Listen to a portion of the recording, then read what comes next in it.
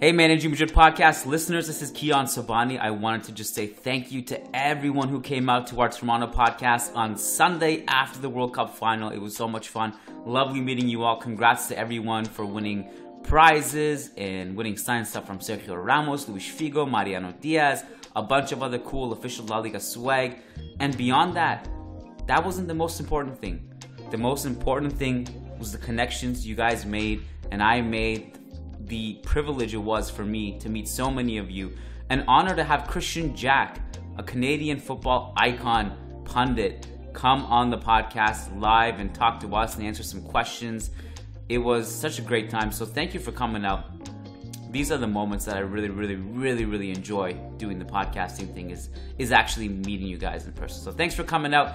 And here's a long delayed podcast that we haven't released. We should have released something Sunday. We just couldn't, travel schedule and all this. And also the Toronto podcast, I have to cut it up a little bit. I didn't post all of it. So let me give you guys an outline of what's happening tonight. So part one is a recording from tonight on Tuesday where Siddharth Ramsundar and we spoke a bunch of World Cup final aftermath.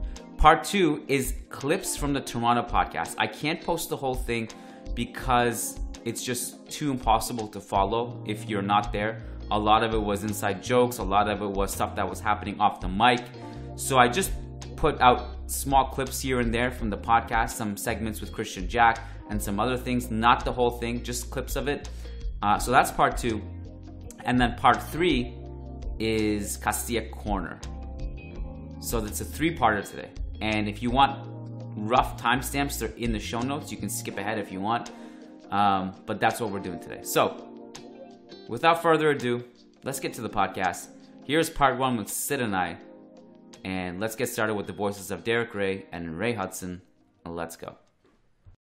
Nice article in the Managing Madrid blog. Wonderful lads that do a great job there. And worth reading about that man there. Karim Benzema needs to rest and the numbers reveal why. Times ended up almost looking like a 6-3-1. Some very good writing about that on the Managing Madrid website. First-rate podcast as well. Of course, Fede Valverde was a huge part of the equation.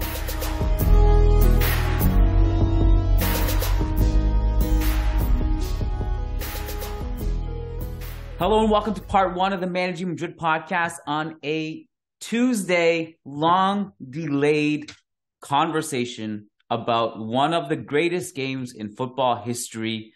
And I'm sorry it took us so long to release something publicly for you guys. I know that if you were lucky enough to be in Toronto, you did hear us talk about the game and other things on Sunday night, but long overdue to get something out to the public and the general masses. So I'm joined tonight by Siddharth Ramsundar, who may be the most excited person to talk about all of this right now. So, Sid, welcome to the show, man. How you doing? Great. It's been an eventful few days since we last spoke.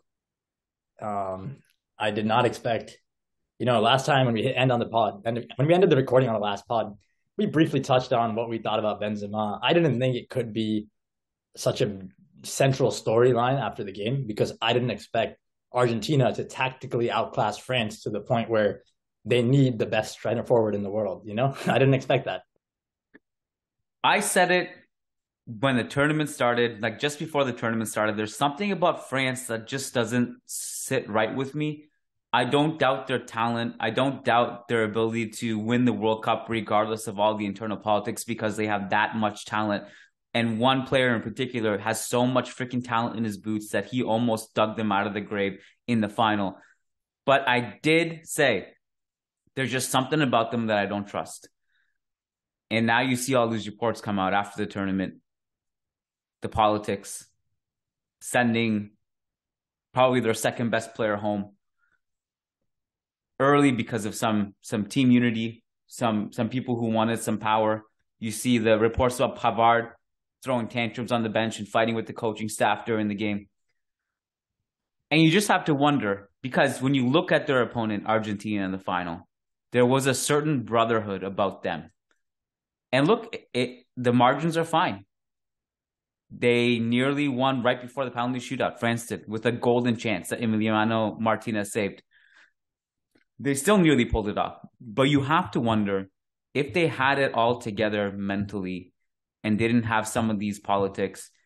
And now we know for a certainty that in the big games, Benzema over Giroud, regardless of how good Giroud plays in some of these games at the beginning of the World Cup and some of these smaller games, when the backs are against the wall, when you need someone to actually help you in transition, you need help binding the midfield and the attack together, you need help in the leadership front, transition attacks, defensive play, pressing.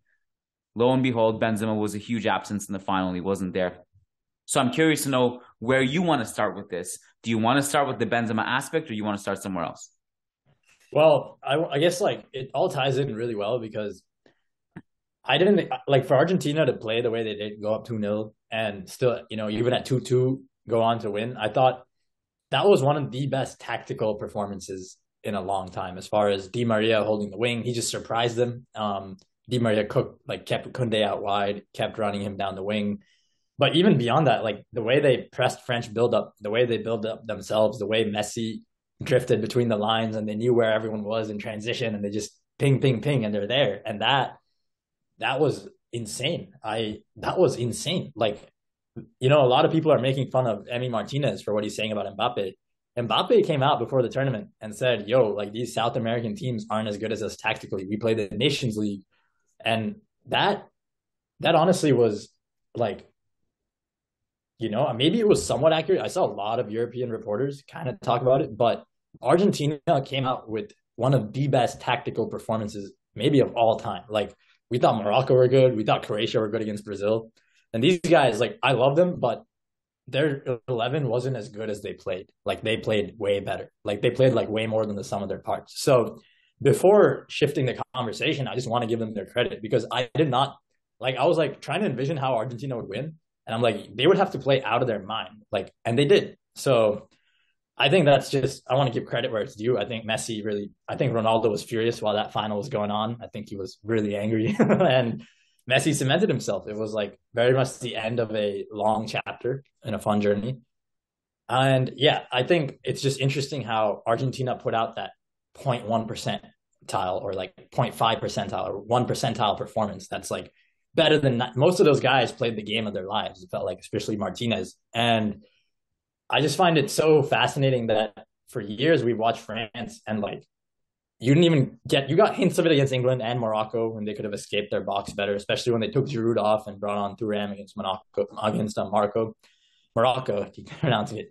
When he brought him on, when he took off Giroud, that was the first sign for me, not even England, but against Morocco, that like they could use a center forward who's better at getting them up in transition with the ball at his feet, as opposed to just lumping it into his chest.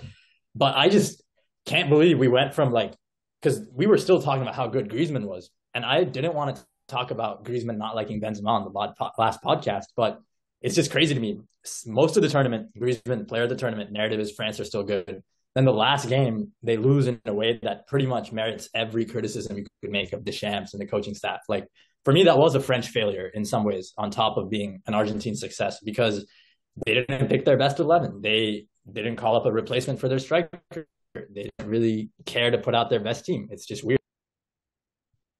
So, I mean, like for me, it doesn't, what France, the way they performed in the final doesn't negate or cancel out Griezmann's incredible performance this World Cup. He was amazing. He was one of the players of the tournament. I think you can reasonably put him into a World Cup starting 11 if you're going to do a team of the tournament. At least he has the case. But there are a few things that I think came into play here that were unexpected for the final. You, me, and Jose, we talked about it's possible that the team that has less of the ball in the final is going to win, and neither of these teams would want the ball in the situation. Argentina like to grind it down, make it cagey. France are a devastating transition attacking team. What I think was such a wild card was Di Maria starting. Di Maria, who has an excellent track record in finals, whether it's Copa America, whether it's Champions League 2014. big game player even at this age. That was wrinkle one, was him starting with Paredes, which gave the team width and flair and energy and pressing from the start. The second thing was he also plays on the left. I would have thought he would go on the right. There was usually space behind Theo. He went to the left, just cooked up Koundé, like just cut him up and put him on a plate. And France had no answer. There's also the aspect of, we also had asked the question, at what point do we start to notice that France are actually not playing their best 11 because half their team is injured? At what point do we look at Tchouaméni being by himself in midfield defensively? And it's not that Griezmann was actually terrific defensively in this tournament. Rabiot was better than expected. But then the game against Morocco and then this game against Argentina, Tchouaméni was doing a lot by himself defensively. And you just start to notice Kanté's absence. And you just start to wonder, like, to play Camavinga. You notice the refusal to play Camavinga in midfield more than anything, right? Oh, we were going to get there. There's got to be an entire Camavinga rant section that is geared against Deschamps. But at the same time, I think Camavinga himself deserves a lot of praise with the way he's handled these left back minutes. So why don't we transition there? The two subs in the first half, and then Camavinga coming on in the second half at left back. Yeah. I mean, it just showed how, like, nobody on the team knew how to win a challenge. Like, Upamecano should not have played that game. Konate should have. Varane was solid. Tchouaméni was solid. But Rabiot, Griezmann, Koundé, they were all outmatched. Camavinga comes on. He slips and falls, but he still gets up to tackle Messi. I thought that was really beautiful. And I could not believe that even at left back, he could win duels better than most of the team. And that's where I started looking at Deschamps funny. Like, man, you built your team around all these locker room leaders, and it did not work at the end. Like, he just wasn't bold enough for me with when he brought on Camavinga. Like, yes, he was great at left back, but if he was that good at left back, there's no way your midfield gets overrun in duels if you play him in midfield the whole game. There's no way. The way Argentina were just pass, and through the France defense, that can't happen when Camavinga is on the pitch to the same degree, especially if you ask him to sit next to Tchouaméni, which I'm sure he would have done willingly. Yeah, and my assessment of this, because you obviously naturally after something like this happens, Real Madrid fans start to ask, like, oh, is this guy like a solution, like, you know, for like plan B, C, D, E, F, G, H, I, if Mendy or any other left backs like get hurt at Real Madrid? I think it's important to note that I think you get an even better version of Camavinga in this game if you put him in midfield instead of left back. As good as he was, whether it's the one-on-one individual defending on Messi, that was really impressive. Whether it was him carving through the lines, carrying the ball against Argentina's tired legs in the second half, all that stuff can be done from midfield. But at the same time, there were two moments in extra time which nearly cost France before penalty shootouts. One is he leaves Lautaro Martinez completely wide open in the box, and I forget which player it was that came in and blocked the shot at the end to save his ass. And then not long after that, he keeps Lautaro Martinez onside, and Martinez misses the breakaway. So there were two lapses there at the end, which nearly cost France. But overall, again, this is a player who's been playing wildly out of position in his World Cup debut and just didn't look scared of the occasion at all. In the first game against Morocco, in that group stage game, remember, Tunisia, he's playing left back and he has a record amount of recoveries in a World Cup game, which is absurd. He's consistently involved defensively. And then in this World Cup final, he comes in and does an incredible job and brings a ton of energy, which further cements the idea. Like, remember Carlo Ancelotti was saying earlier this season that Camavinga's style of play is such that when he comes in off the bench against a tired opponent, he can just break their lines so easily. He's a player that thrives with that kind of energy and his abilities to just break lines. Further cements the case of him just being an awesome super sub. Yeah, and I think defensively, his one-on-one ability really, I think my evaluation of it went up a lot this World Cup. Like, man, that I see someone dribbling near Camavinga and I'm just like smiling, like, you're not going anywhere. It's like almost a bit N'Golo Kante. It's a bit N'Golo Kante, not covering the whole midfield, but it's like if you're near him, you're probably not getting away with the ball. Yeah, I think Deschamps did a good job most of the tournament with the players he had. I think by the final, it became obvious he's a little conservative. What are your thoughts on the rumors from French reporting that Zinedine Zidane was promised the job for the French national team about a year ago or so after the World Cup, and that's why he decided not to join any clubs. And the rumor is that he is actually quite upset at the fact that the French Federation is deciding to get Deschamps. They're probably going to run with him for one more tournament. And Zidane and Benzema, they turned down the invite to watch the final. Any thoughts there? Anything from the grapevine? Well, his contract. So this is where, if this is true, and again, I don't know. I just want to point out that Romain Molina, this guy who's reporting a lot of this stuff, is really hit or miss, and he has a track record of putting out some really, really serious heavy accusations without it being backed up. And Arantxa Rodriguez, who's a journalist I trust and is a friend of mine, has already refuted some of these statements that have been reported. But whether that's true or not, I don't know. But we do know that Deschamps' contract was over at the end of this calendar year. And so if Zidane was promised that, then he obviously has the right to be disappointed. Of course, how it works in the real world, though, if it's not signed, it's not illegal. It has no legal basis. Verbal promises mean absolutely nothing in this world and this is society. So I don't know. There is something to be noted there. If that was true, then there's only so much a handshake can go. But I guess I'll flip the question back to you. Ever since I've been born and been following football, really since '98, France has always had some kind of politics surrounding it. There's always been some narrative in the media, some conflicts within the team. There's a lot of politics involved, and I don't want to get into it now, nor do I think I'm really qualified to speak about it.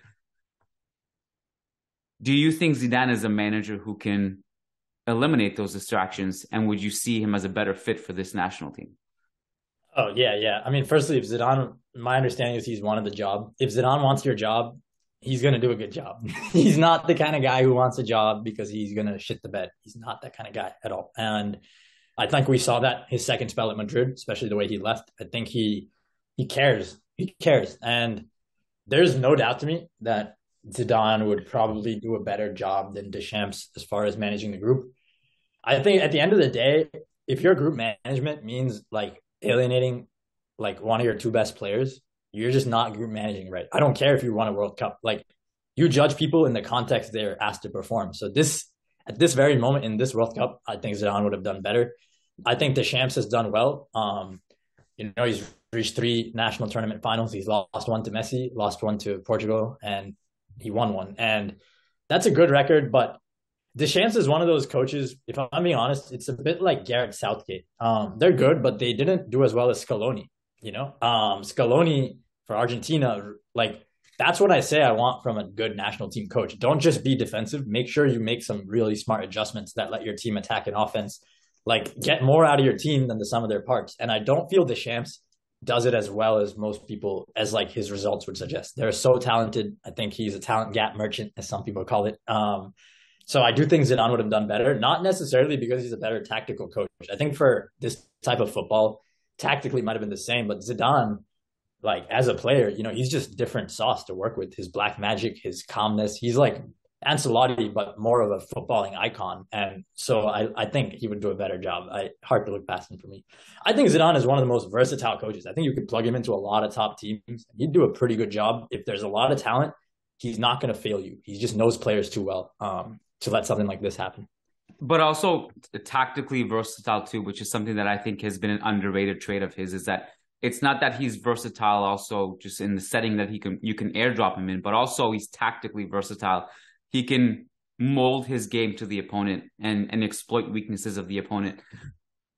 I do also wonder if Zidane does take the job in a reasonable timeline. Let's say if Deschamps doesn't end up renewing and Zidane comes in, I think it's definitely on the table that Benzema would just come out of retirement. And this also begs the other question. it's really interesting for me to look at how egos work, and the idea of being an alpha within a team and a leader, whether it's Lloris and Griezmann or somebody else or Mbappe. At what point do you look at that and be like, okay, well, this is worth more than this? You know what I mean? Griezmann, I'm sure within France is different. He is a player who hasn't achieved what Benzema has for obvious reasons. Like, you just look at it. From the national team level, sure, he's been around more because he wasn't outcasted for like 20 years. But at what point do you look at that and be like, how is any of this ego and alphaness worth it to just cast away one of your best players? I'm very curious in the psychological element that comes into play there, and whether or not like Griezmann actually thinks about the best interest of the team, or is it just wind up in his own ego? So it's interesting. I think it's like, I don't know. I think if you were Antoine Griezmann, you would have good reason to want to have a more starring role, because Benzema comes in, he kind of takes up the spaces you like launching into when you run forward to a degree. He like slows it down. He drops back into the places, whereas if Griezmann's running the offense, he pushes forward. It's not always the same dynamic. They don't have the perfect dynamic. I can understand that. So you're not going to be essential to the team if Benzema plays. And then the marketing reports really got me. I think that's where Romain was right. Like they didn't like how Benzema was being marketed as the savior, the return of the king or something. And lastly, we're talking about ultimately a player, Benzema, whose all his success comes at club level, and he's so good. Clearly, he should play at the international level.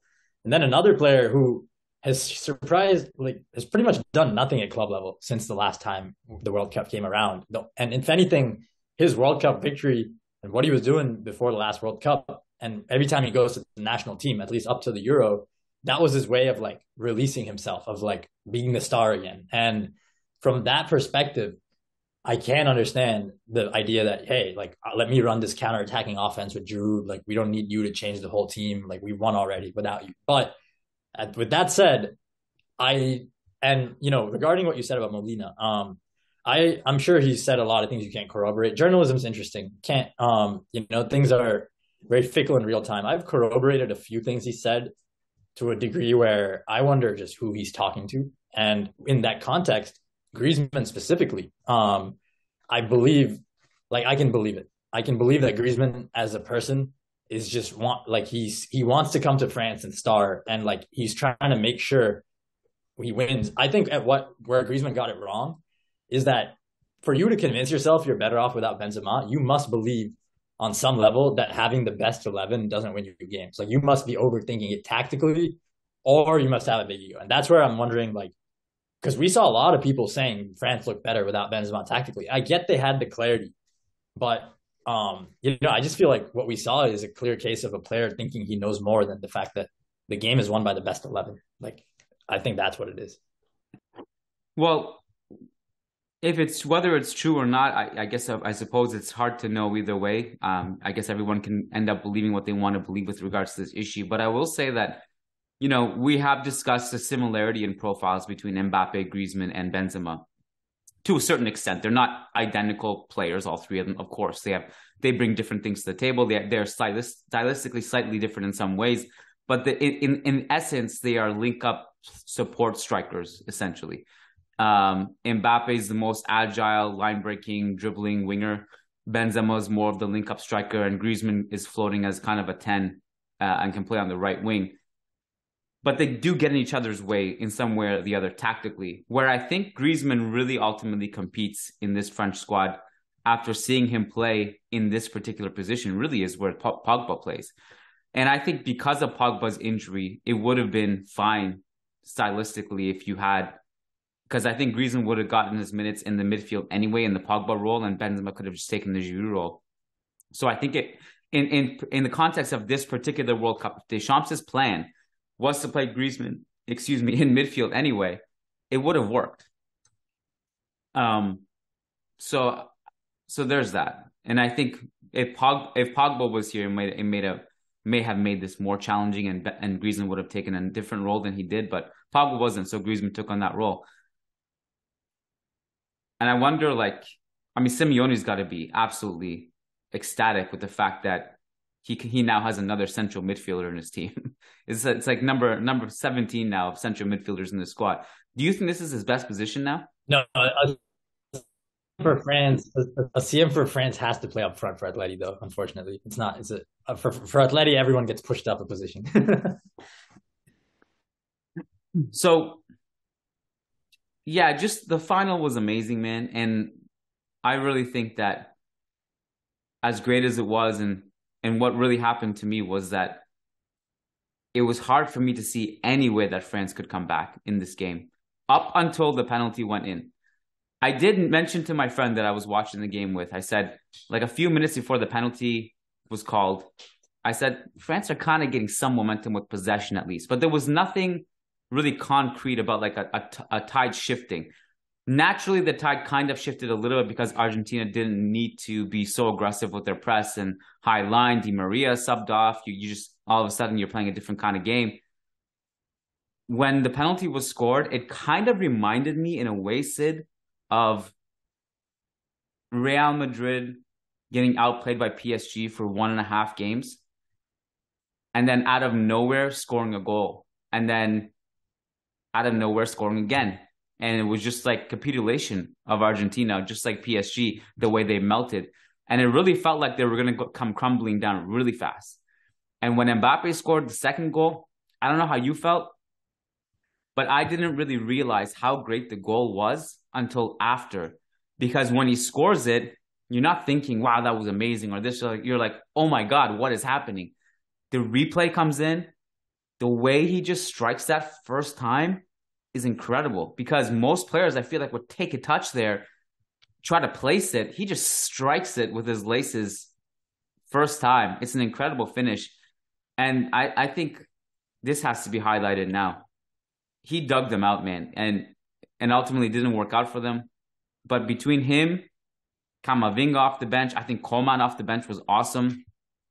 Really, actually, all of the subs that Deschamps put on made a pretty big difference in the game. Colomwani also missing that chance at the end, but he also was really good as a line breaker and ball progressor in this game. The subs and some of the young players gave them a lot of extra juice, and that in combination with Mbappe just transcending in this game was huge for them. Anything else about France that you wanted to touch on that you found interesting? I think the player who scored a hat-trick in the final will play for Real Madrid within 18 months. You're back on this, huh? Well, I just had to mention that lastly. I was just smiling the whole way. I'm like, if Florentino had to draw it up, he might just draw it up that way, to be honest. If he had to draw up a final, which still brought headlines to Benzema, Real Madrid. Like, I just found it interesting how, I really believe in Real Madrid beyond being a fan. I think I'm not really a fan as much as I see the institutional power now, and it's just attractive. It's just a powerful brand. And with the World Cup final, Mbappe scoring a hat-trick, personally, all I was thinking about was Florentino placing the call on the phone, just something to put out there. Anything else on France? Not particularly. They'll be back. They might win next World Cup. They'll be back. They're not going anywhere. That's why I think this conversation is interesting. You're good enough to win damn near every tournament, so let's focus on what you did wrong this tournament. That's why I was taking more of the glass half empty approach. Well, and that's why the Zidane discussion becomes interesting, because I feel like if you want to give it a twist, give it a change, give it some fresh infusion, and try to temper some of the politics and the distractions, he's the perfect guy to do that. And with regards to Mbappe, it's got to come down to him. I don't think Florentino's going to pick up the phone just to be rejected again. If he can get himself out of that club, then he can maybe get himself out. But I can tell you this, and just from also the sentiment of the Toronto Madridistas that we did a podcast with, the sentiment of many people online, not everybody, there's still a lot of people who are on the F this guy, I won't forgive him. I don't care if he's literally God with a football at his feet. He screwed us. There's still, those people still exist. And I'm not going to tell you necessarily where I lie on the spectrum, but I can tell you a lot of people have already forgotten what happened. already forgotten. So Mbappe is an interesting case because I agree with you that Madrid fans have forgotten. I expected it the day the transfer happened. And that's because I feel like in life, if there's one thing I've learned just being a human on earth all this time, it's that people totally display different emotions based on the context of a situation, and no more area than somewhere like soccer. And yeah, I mean, that's why I was trying to make the case today of the pod itself, that the Mbappe emergency pod. I was just trying to say, hey, if you were Mbappe, even if you were a lifelong fan, you would probably put off joining your dream club for 2 years if someone offered you $500 million. And again, as I started saying last week when we were talking about Mbappe, even if someone would offer you $500 million to postpone your dream, it's not worth the same when you make that offer a second time. Hey, postpone it again for 2 more years. It's worth a lot the first time, but diminishing returns is just a thing. It's just like money, 500 million, that's enough to inject all your businesses with a lot of money. But the Real Madrid, as I said, they offer you a marketing presence that PSG cannot. So he might need more of a brand presence injection than financial injection if he wants to truly expand his business. I firmly believe that, because I think getting digital real estate the way Real Madrid have online is really hard. You align yourself with the brand. It's not just something you can buy overnight. It takes decades, take a century, So that's where like PSG, even if they want, they're not catching up anytime soon. Nike's not going to go and lie to people trying to sign, or Adidas isn't going to lie and say, hey, PSG puts you in front of more consumers. Real Madrid puts you in front of more consumers. Barcelona does too. And a lot of this Messi Ronaldo talk had me realizing, even Haaland alluded to it, but you're one of the top players. Like, you just it's even better if you're playing against another top player in the same league to push you. And there's Lewandowski at Barcelona. And then on top of that, I just am not confident in PSG the second half of the season. I think he's going to go back to a club team that's not going to have that much fun. Like Neymar, we talked about this on the last pod, but the more I think about it and the more I look at their roster, like every year they go on a signing spree. They sign 4 players, 5 players. Wow, this new PSG. Every year they stay the same. And I actually think this year, like, I got fooled again. I got fooled each of the last 2 off seasons into thinking they're good. And maybe they make a semifinal appearance, but I still sense like there's something missing in that team. I don't think that front 3 work together perfectly. And once again, it's not like France where Mbappe gets to roam and just wait in transition. He does, but he does so with Messi also roaming and waiting. So now that's 2 guys not defending. And now we have Neymar dropping back. And this World Cup told me that Neymar, like, he was so motivated for this World Cup. And my understanding of his psychology is that he's the kind of guy who kind of specifically got up for this World Cup. And we saw Messi do that anyways, but out of all 3 of them, I think Neymar's motivation really goes up and down depending on what he's doing, when he's doing it, why he's doing it. And within all that context, I'm just not that confident in PSG these 6 months. And I think Haaland's going to score double the goals Mbappe does between now and June. And I think that is going to bring out some headlines. We'll see. I mean, we'd all sign up for that timeline for PSG to implode in the second half of the season. And also, it is also true that, Messi in that Argentinian team had a certain unity that I think PSG doesn't have. And the sum of the parts is always not, has really always not lived up to what they had hoped at PSG. I did want to ask you this before we move off of the World Cup stuff. And this is actually related. You see all this stuff now with Emiliano Martinez holding the Mbappe doll in the celebrations. Messi's next to him. Do you think this stuff affects them at all? I think, like, as we talked about earlier, I think Messi will clarify and say he was just pissed at your comment. And I can't say fully that it will affect or won't, but my thing is there's never been a chemistry there that really worked in the first place. My thing is this isn't going to add or subtract, but there's nothing much there. That's really what I see when I watch them. I know Messi played better this season, but again, Messi and Neymar cooked with the World Cup on the horizon. Like, it's just not the same. Like, for them, PSG's 6 months in the fall was a preseason for the World Cup. And so, like, I think that might be close to the best they ever gelled. I really wonder how they gel on the pitch.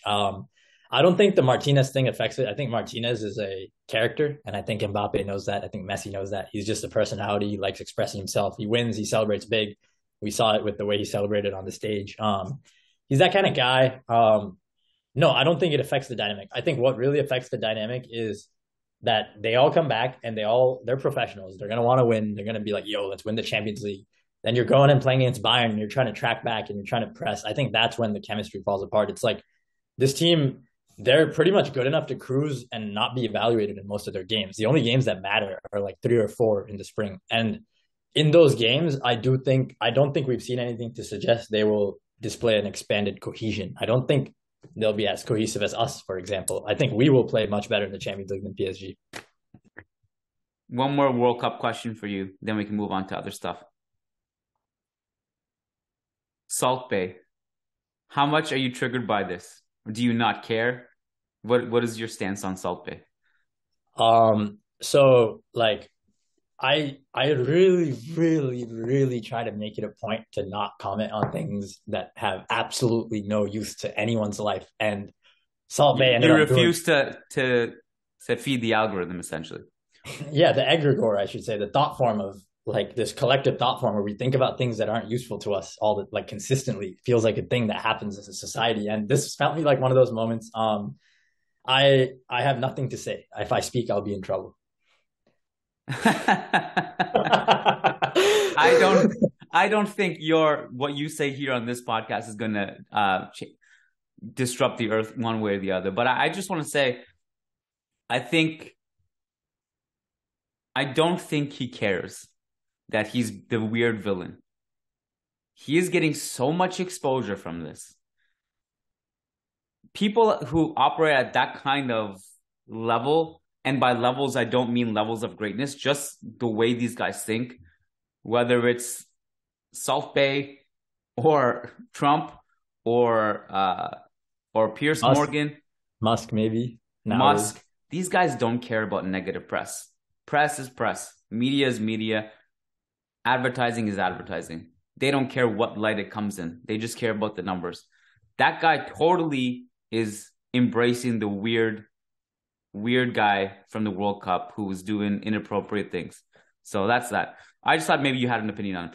That's exactly why I don't comment, because like, yo, good job, do your brand. I don't believe in marketing that way necessarily. I won't plan on it. But yeah, what you said, there's no doubt that that's intelligent for giving your brand presence out there. That's one of the reasons I love talking about soccer. Like, so many people follow it that by just talking about it, more people will pay attention to what I'm saying than most other arenas of life. And that's what Salt Bay is tapping into. I agree. But yeah, I had no judgment. Yeah.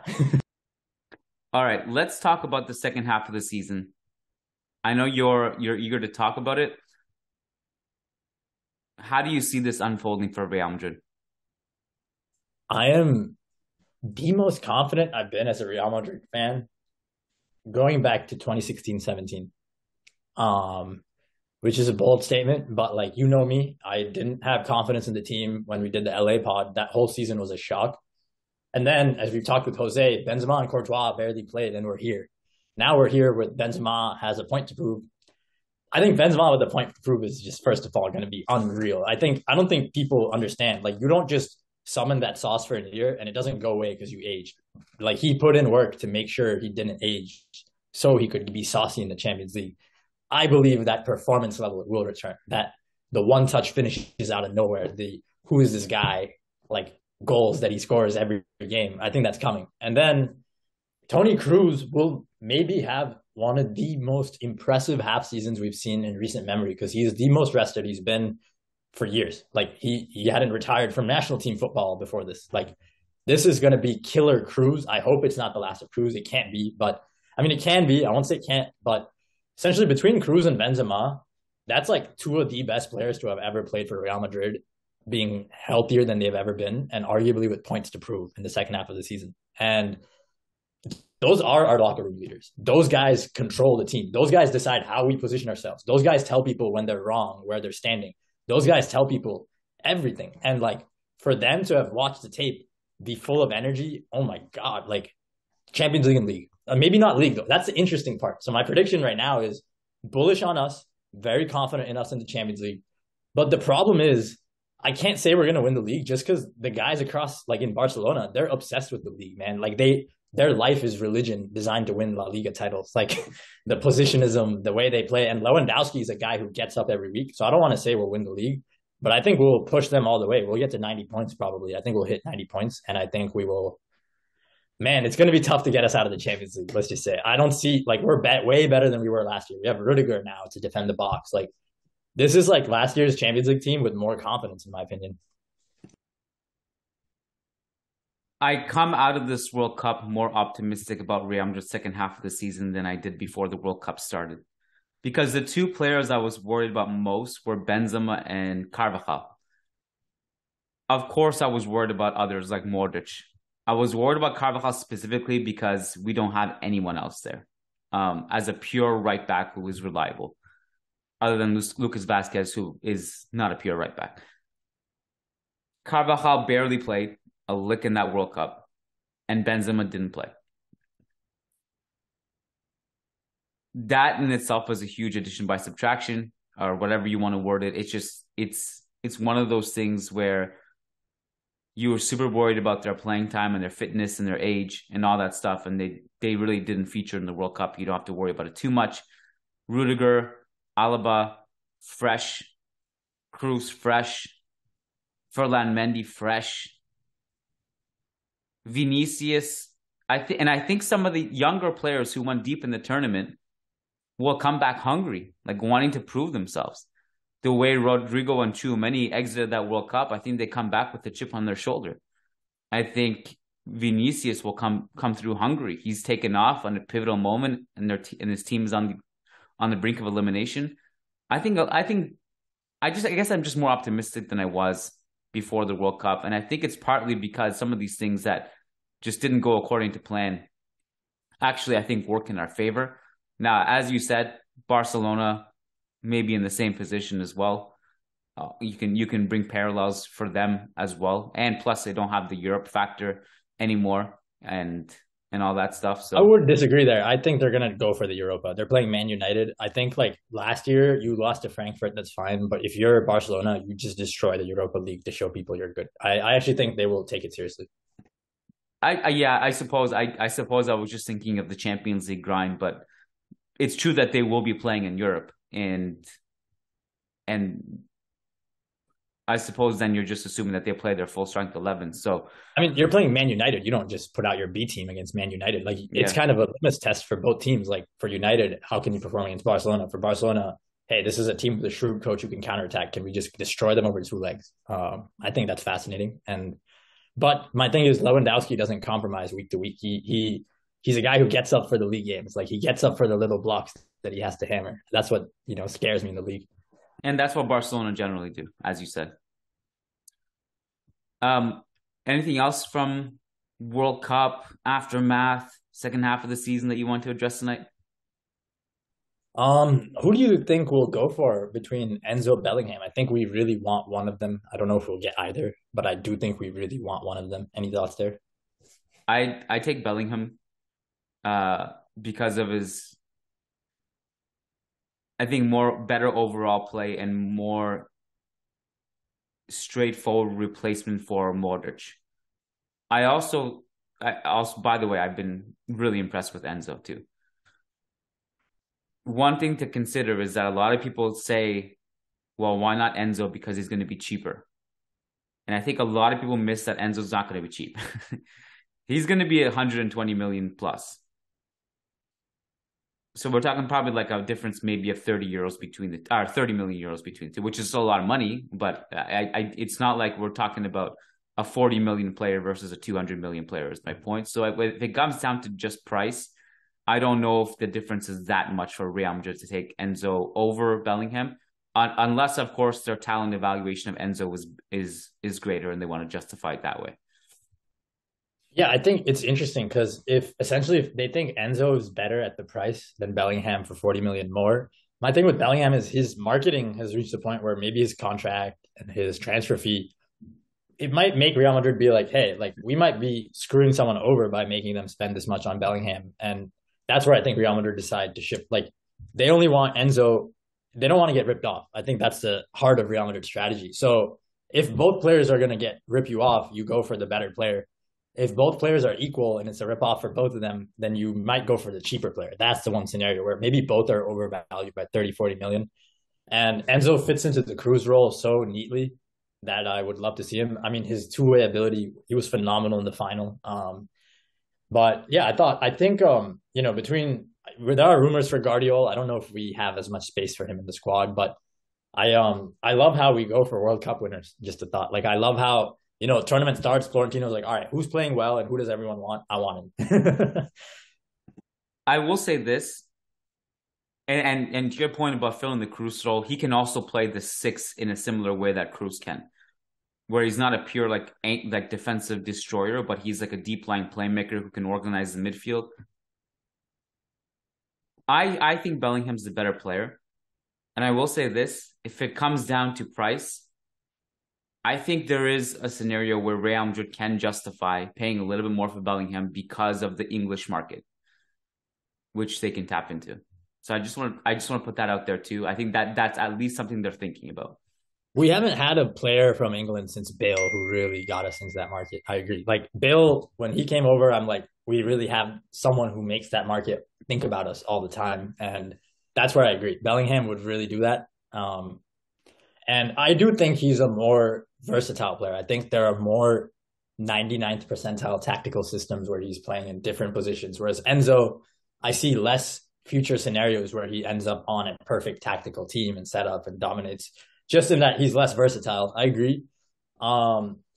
Jude, he's very interesting as a player. He's so all-rounded. I actually see him, like, I know a lot of people say he can't play deeper. I see him really fitting into the Modric mold as he gets old. Like, I think I just feel it. Yeah. I feel it. I agree. And my thing is, that's where I just think, unless Real Madrid feel Enzo's worth 70 and Jude's worth 110, and Enzo goes for 90 and Jude goes for 150, I think that's the scenario where they say, you know what, let's go for Enzo. But Real Madrid have my understanding is we always have money ever since the pandemic and Mbappe turned us down. Like, we always have extra money. So I'm excited. I'm excited to see who we get. Every World Cup is always an exciting time to see the new transfers come in. It'll be fascinating. We always said, the likelihood of Real Madrid going after someone after the World Cup is very slim, but I think they'll at least use the World Cup as a tryout of sorts. And even if they don't sign someone for the winter, which I don't think they will, I think there's a scenario where this World Cup may have affected their decision-making one way or the other for the summer and what they decide to do there. Sid, any closing thoughts before we wrap it up here and move to part 2? I completely agree. And last thing would be, I think it's pretty central to our strategy to use the World Cup as a tryout and sign players from it, in that I think it partly gives us the marketing edge. Like, even in the early 2000s, we had all these World Cup winners, Ronaldo, Zidane. And yeah, for me, it's more so an intelligent marketing strategy. Like, if you're going to splurge, you splurge around now, maybe more people notice you're splurging. Maybe more players notice, like, oh, he played well in the world stage, now he goes to Madrid. I think it creates this narrative that ties into future World Cups. Yeah. It's going to be fascinating, my friend. It's going to be fascinating. Look forward to having you on for the second half of the season, Sid. Thanks for hopping on after the World Cup is over, and we look forward to welcoming back La Liga at the end of December as well and getting back to the regular grind. Sid, thank you, my man. Appreciate you. Thanks for having me, Kiyan. Also, I think it's a great time to highlight the importance of Santiago Bernabéu yesterday himself. And I don't necessarily know if I'm qualified enough to speak about the entire European club ever thing. I'm sure someone supporting a club somewhere is like, this president did this, and I don't know. So maybe I'm underqualified to discuss that aspect of it. But speaking specifically for Real Madrid, I think it's important to note that Real Madrid possibly would not exist today if it wasn't for Bernabéu himself. And after the Civil War, coming back and piecing the club together, trying to find the players that went missing during the Civil War, recruiting new ones, it was virtually disbanded, non-existent at that point. And I think one of the cool things is that in a lot of ways, Florentino Perez is basically Santiago Bernabéu, but just decades later. Because they had the same vision and same thinking of abundance and being a forward-thinking club. And I just love the story of when Santiago Bernabéu signed Ferenc Puskás, for example, because he basically this whole Galactico thing was done in the 50s, was Di Stefano Puskás, right? And Puskás at that time, there's a great story there's a biography written by Jonathan Wilson, who's a great football writer. He's talking about Hungarian football and Ferenc Puskás. And Ferenc Puskás has this great anecdote in that book where at that time he hadn't played football for 2 years. He's 31 because he was banned from football for political reasons. And he's overweight and he shows up because Santiago Bernabéu, no club wants him. Santiago Bernabéu invites him to the training ground and Ferenc Puskás is there and he's super overweight and Bernabéu goes, I want to sign you, I believe in you. And Puskás looks at Bernabéu and he goes, are you serious? Look at me. Look at what I look like. You want to sign me? And he goes, yeah. And he has a briefcase in hand. He says, take this briefcase. This is yours. And the rest is history. And think about it. Think about if Twitter was around. If that happened today. If Florentino Perez... Reverse Hazard. Reverse Hazard. We can't drag Hazard every second of this podcast. Let the man rest for a second. All right. But imagine if Florentino Perez signed a fat 31-year-old now who hasn't played for 2 years.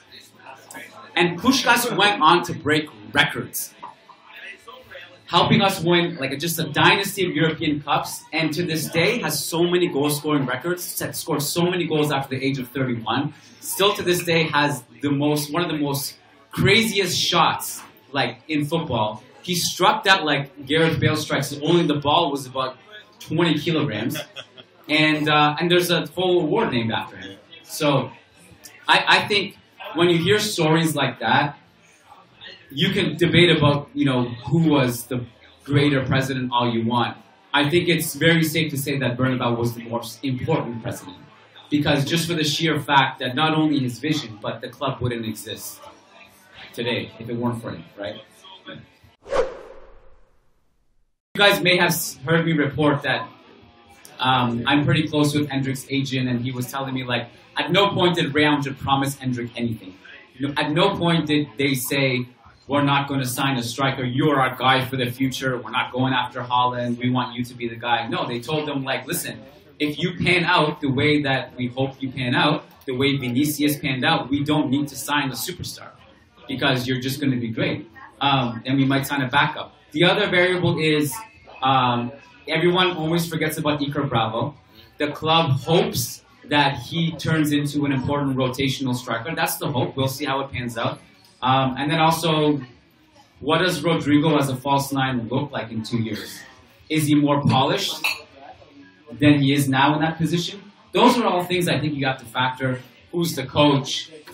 Carlo, I assume, will be gone by then. And how will the new coach see it? Maybe the new coach won't care about, the false nine. He wants a more traditional striker. Those are, I think, all variables we have to consider. Yeah. How about you? Who do you like? Did you have someone in mind for that position? No. Okay. But bridging the gap. I mean, we do have 2 years, and when he comes over, Benzema may still be here in a leadership role. And I guess we'll see. Yeah. Do you have a second follow-up question? Okay. Thank you so much. All right. Thank you. All right. Who's next? Okay. Here and then here. Okay. Come on up. Name and how you became Madridista. So my name is Mohammed. I became Madridista because I grew up in the Middle East, and basically the only two teams that people support are Real Madrid and Barcelona. Yeah. So I chose to side with Real Madrid. Okay, so my question is you're closer to the press in Spain and all. You have a better understanding. I don't see other clubs dealing with journalists like El Chiringuito. I don't know how to say it. But El Chiringuito. We said okay. So, yeah, like it's more of like not a parody, but like a joke journalist type thing. So why does Real Madrid or Perez associate with them so much? Wow. We just opened up a huge can of worms. How much time do you guys got? No, I mean, I'll just be very honest in my assessment, and I think you guys have heard us talk about this on the podcast. It's a frustration for us, too, because as much as we love the club and we have good relations with them, we have our gripes with their favoritism of certain Spanish media outlets and only giving them the time of day, when the reality is these guys don't really treat the club that well in return. I suppose where our frustration is, and there's no right or wrong, this is just our selfish bias frustration, is that we love talking about tactics. We love talking about just some of the more nerdy analytical part of the game. Whereas a lot of these media outlets are all about what gets the clicks, what gets the traffic. And I don't want to, like, that's how the game works. You can't hate on it. That's just the way the system is. Like, a lot of people will say, you know, we want the other kind of like more tactical breakdowns, but in the end, you guys vote for your clicks. And like the ones who are here in this podcast, you guys are the niche audience, right? So you're here, but the majority of the speaking, like, that's what they gravitate towards. But we've always tried to focus on the niche, the stuff we like to talk about. So when we ask questions of coaches or players, it's always something tactical in nature, and we try. I'm not saying we're perfect at it. We obviously succumb sometimes, but we try to stay away from the sensationalized side of things. So it's a source of frustration for us that it's prioritized in, you know, I guess I'll give you an example. If you go to a Real Madrid press conference, the people who are allowed to ask questions are handpicked in advance, and it's the same 5 people. No one else is allowed to ask a question. But if like an away team rolls into town, whether it's Manchester City or Chelsea, they let us ask a question anytime we want. And the question, did you guys ever, you remember the Zidane era of the press conferences, right? Yeah. By the end of the press conferences, like Zidane already lost his hair, but if he had a full head of hair, it would have been lost by the end of that. Like, he was just so broken after every press conference, and there was always one guy. He would always get a question at the end. And he would always ask the same question, and he would say, he always said, "Why aren't you playing James Rodriguez?" And Zidane's answer was always the same. It was 2 words. He was like, "'Cause I'm the coach." And he just, no explanation. And like, God bless Real Madrid, the club, because we have great relationships with their PR. The main guy we're friends with, we talk all the time. And I'm like, dude, you see, the coach is miserable.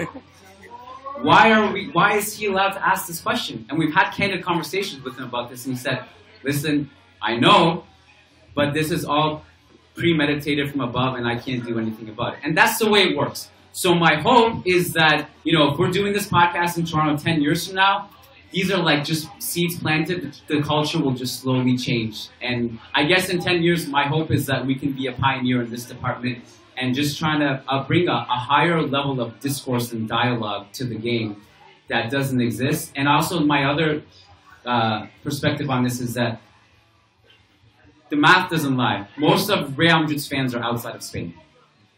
It's a global market. It's more global than it's ever been. Case in point, you know, we're all sitting in this room here. Catherine knows we're trying to grow La Liga in Canada. And we just need to offer those media outlets outside of Spain a voice and a way to connect with fans. And I guess I'll just leave it there. Yeah. Thank you so much for your question. Yeah. I hope I answered it. I don't know. I went on a rant. Yeah. I could go on longer, but I didn't want to bore the crowd. Guys, very special guest, Kristian Jack is in the room. Please, a warm round of applause. Kristian, come on up. Come on up.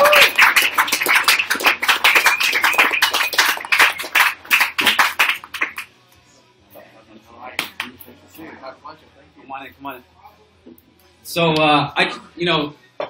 I just gotta say, I grew up watching Kristian on TV. In my opinion, he is the best we have in Canada. The way he analyzes and looks at the game, I always look forward to his halftime analysis. Like, you were doing World Cup and Euros for so long in Canada on TSN, and I very rarely. Usually at halftime, I use the bathroom, I go eat. When you were on TV, I never did that.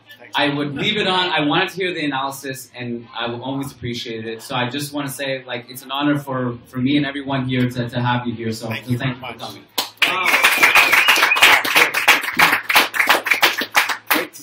Great to see so many people. Great to see so many people here. That's lovely for you to say, Kiyan. Thank you. Appreciate the words. Special day, though, no? After what we witnessed today, it's a great day to talk football, and it's great to see so many people in here. backing you, and you're one of the best in the business, mate. You know that as well. So people coming here to talk about football on a Sunday in December is pretty special. This is what we need more of in Canada, is these little moments, and the culture of the sport continues to grow. So no, it's just great I can come and support you guys in whatever you need. I wanted to ask you though, I feel like seeing players play in person is a different beast than covering them like in a studio from here. I'm just curious to know, and it doesn't have to be Canadian specific, obviously, just the World Cup, you saw so many teams play. Is there any player or players that stood out to you in person and you were just like, wow, that like it's just special seeing this person play? There are a number, but for this crowd, first of all, I want to talk about Kovacic. Okay. Because it's unbelievable how he takes over games. And I know a lot of people talk about Modric, and they should, because he's one of the greatest players ever. Yeah. Arguably the best midfielder to ever play the game. But the way Mateo Kovacic works in tandem with him, and he does everything. And modern day midfielders need to be a 6, an 8, and a 10, right? At all different times and different aspects of the game. But Kovacic, for me, just was so brilliant in every game that I watched him live. I watched him suffer as well. So I watched him against Morocco. And the game, I think it kicked off at 5 a.m. here. That was the day against Belgium. I went north to Al Bayt Stadium, and I went there first. And then the Canada game was at 10 o'clock local. So I got to go watch Croatia and Morocco first. It ended 0-0, but it was a really good game. But Morocco, that was the day when I'm like, they're for real. They're gonna be really good. And but Kovacic was really, really good in a team that wasn't good on the day. And I think that's when you really can see a player too, when you know that your players are really struggling and the team's struggling, and you've got like 5 or 6 of them are probably like 5s out of 10. You got to like, what are you going to do to rise up here? And I thought he was marvelous. Honestly, watching him, I always this is just me. I always gravitate to midfielders. So like if I know Pep Guardiola is probably not a popular person in this room, but his quote when he said, to watch 11 midfielders, that's me. Like, if you could put 11 midfielders on the pitch, that's my kind of football, mate, to be honest. That's the Diego Simeone, bro, basically. Maybe. Well, not so negative. But a little bit more fun. A little more fun, yeah. No, like, just modern-day midfielders that can do a little bit of everything. The Moroccans with, like, Amrabat and Hernani were great, right? Like, they were brilliant to watch. Those players, seeing Guardiola play in that first game against Morocco was the start of what was a great tournament for him. And you know what? You guys know already just how special Vinicius is. But, like, I went to the game they played when Richarlison got the brace and he scored the bicycle kick kind of thing over there. Yeah. And everyone talked about Richarlison. I thought he was the best player, Vinicius. I thought, he got taken off as the tournament went on, and maybe, I don't know, I think Chichi got it wrong by taking him off, to be honest. Yeah. I think he played one too many attacking players. And everyone talks about Neymar like he's one of the top 3 players in the world, but he's a marvellous player, but I still think he's remarkably overrated. And Vinicius was just the way that this guy plays. I think I wrote at one time, the way he dribbles and passes a player, he's got such a low center of gravity, as you guys know. You imagine that the field is just like being destroyed as he goes by, like he's some kind of superhero. The field just breaks away because he's just so dynamic. So to see him live was really special. Obviously, I could name so many different players. It's just, But with Kovacic and Modric, to see them play in midfield, knowing that probably not always going to see them play together again, was one of those where I just stand and watch. And the Japanese team too was really special to watch.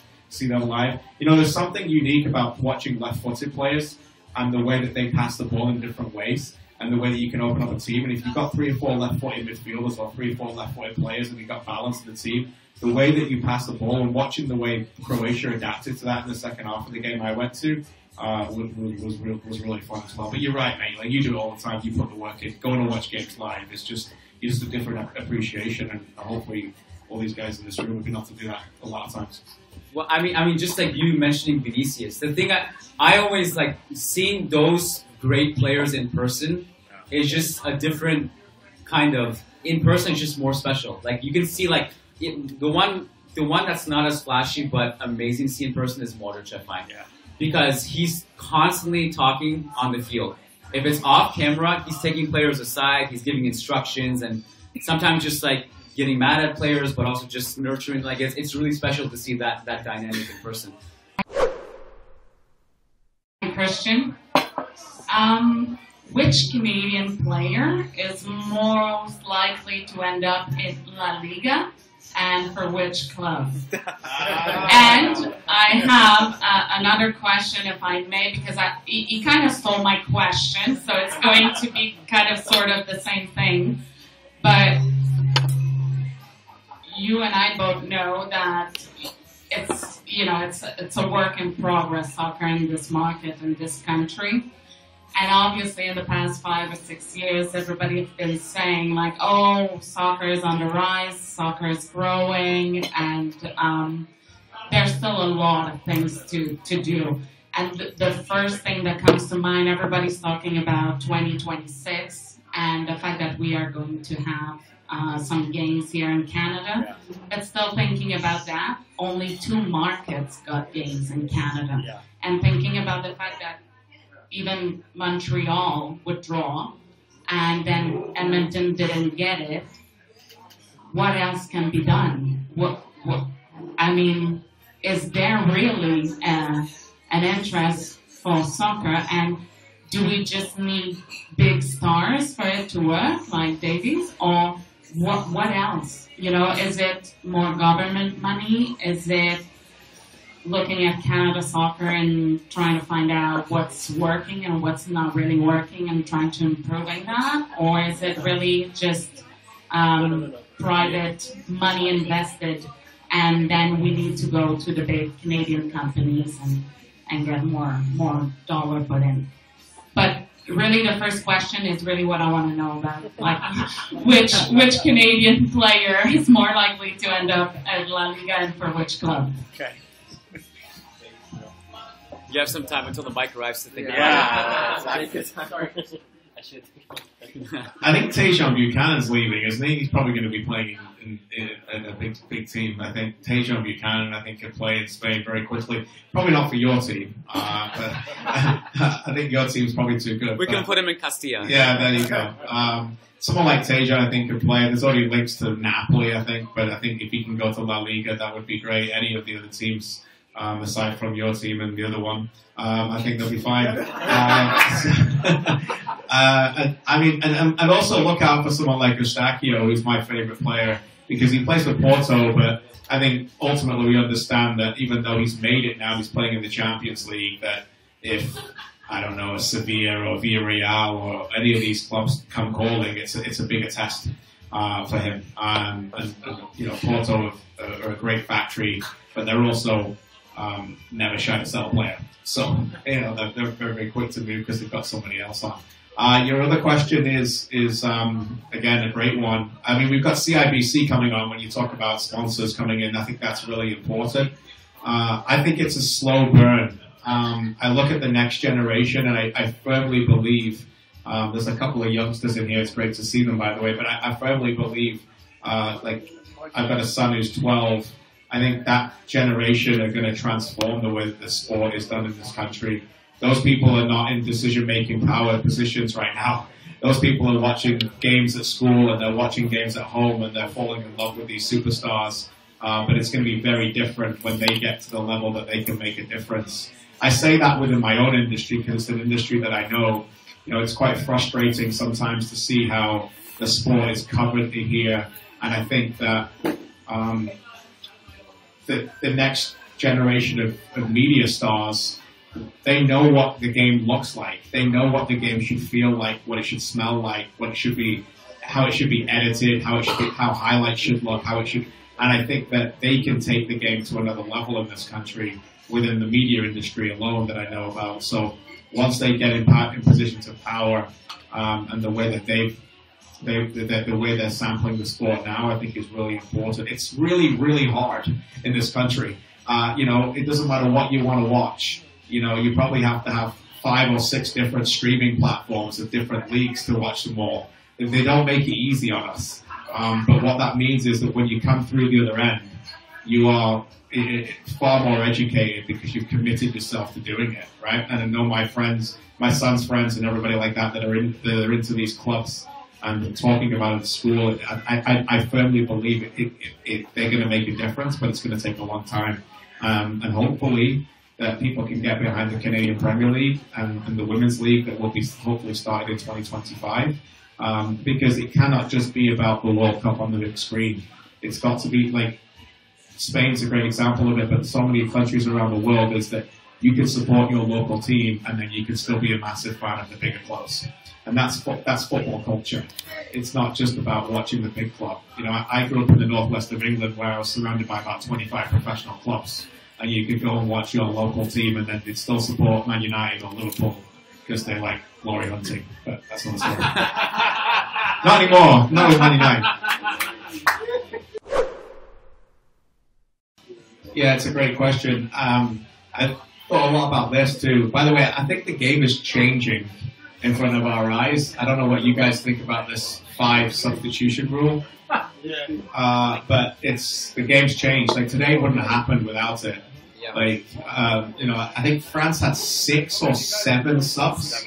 7 subs? I'm sorry, that's absolutely ridiculous. 7 substitutions by the end of the game, 120-minute game. It's effectively like a lot of other sports around the world where we're getting specialized positions. And it's not just defensive, midfielder, and forward, by the way. I'm talking about responsibilities. So in rugby, I will get to your question. In rugby, they call them replacements, right? And then other coaches have now adopted this term called finishers. So they don't even refer to them as subs. They're finishers now. So like they've got a responsibility to come in and finish a game. So I think that's really interesting the way that the game is going. But to answer your question with midfield, I think it is linked. I think that ultimately in midfield, a lot of players will not get taken off because they're controlling games. I went to the Croatia game against Japan and he eventually had to take Kovacic and Modric off. But he didn't do it again in the quarterfinal against Brazil because he needed them on the field no matter what. And if you watch Croatia play, they probably made the less amount of substitutions because everybody in those positions was so reliable. And so the only two he could really take off were the 2 at the top because they didn't have any pace. So I think to answer your question, I mean, the way that the game is now in a 4-3-3, you've probably got your 6 and your 2 8s, but really they're all so interchangeable, right? Like I think even within the French media this World Cup, they're talking about Jude and Camavinga and how different those players are and how adaptable they can be in different positions. So I think for me is the next phase is how do you get midfield control? And we've already seen it with fullbacks dropping inside. That you no longer need a fullback sticking out there waiting for the ball to come across. You may as well come inside and play and make up the numbers. So I think fullbacks they're no longer just seen as like strong defenders. France kind of missed out. I think they could never figure out that Koundé thing, and I think it cost them today. And Di Maria took advantage of that. So hopefully that answers your question. Just to add to that, I think it's really interesting because Carlo Ancelotti adopts a lot of this too. Like, if you look at every player he uses, they need to be able to do everything. Vinicius has to defend. If whoever playing on the right wing, there is a defensive expectation of them to track back, to help the wing backs. The midfielders are multifunctional. They need to play in every position in the midfield. It's just really interesting to see how that's evolving, and Carlo Ancelotti like fully believes in it. Even you can take it as far as Benzema, who is a striker who defends, who plays in midfield. Everyone needs to do a little bit of everything, contribute. I think it's really interesting. Modern day game, right? Yeah. It's a modern day game. You look at someone like Bellingham. He can play in every position on the field, really. So then he's 19. You know, so I think it's a modern day game, and it's also what's probably cost Ronaldo now. But with Portugal, that's why Portugal couldn't play the way they wanted to play with Ronaldo not doing what you said, what Benzema does, right? You can't just have a passenger waiting to score goals. Yeah. And on that note, because we actually somehow haven't spoken about the World Cup final at all today. But just to relate it to Real Madrid, I suppose. This game and the last game were the 2 games that you really felt Benzema's absence. Because France, for the majority of that tournament, they controlled the games. Until the big test really came. They were pumping crosses into Giroud. Giroud, an unbelievable job getting into those crosses. And not to discredit him at all. But against England and then today's game, they had to play in transition a lot. And Giroud doesn't just have that in this game to drop deep and kind of bind that together the way Benzema, especially against England. You could really see the absence, because this goes back to the discussions at the beginning of the World Cup, like, oh, is the French team better without Benzema because of the way he plays, the way Giroud plays? And I guess my answer is, like, in the biggest games, when it's on the line and you need to play a certain way and you need that reliable kind of like binding agent as a reliable link-up player, I think you could really, really use Benzema. Alright guys, before we send you along to part 3 for Castilla Corner, we wanted to give a quick shout out to our patrons over on patreon.com/Managing Madrid, and specifically a shout out to our $10 plus patrons, because if you pledge $10 or more, you get a specific shout out on the podcast in addition to getting guaranteed responses to your questions. So, shout out to these $10 plus patrons: Brandon Alvarez, Willie Reed, Will Sousa, Way Paring, Tobias Arroyo Botcher, Talib Salhab, Tahmid Kalam, Sujai Wani, Somanshu Singh, Sheikh Hatiri, Shamil, Shabaz Sharapov, Sergio Arispe, Santos Solorzano, Samuli Justin, Samir Z, Said Mahad, Sai Mohan Sasi Kumar, Rodrigo Balmaceda, Rishi D, Phoenix, Peter Powell, Patrick Odayafati, Oscar Barrera, Paulo Fierro, Nico Laxo, Nicholas Moeller, Nick Ribeiro, Mowgli, MJ Diego, Michael Zinberg, Marin Myrtle,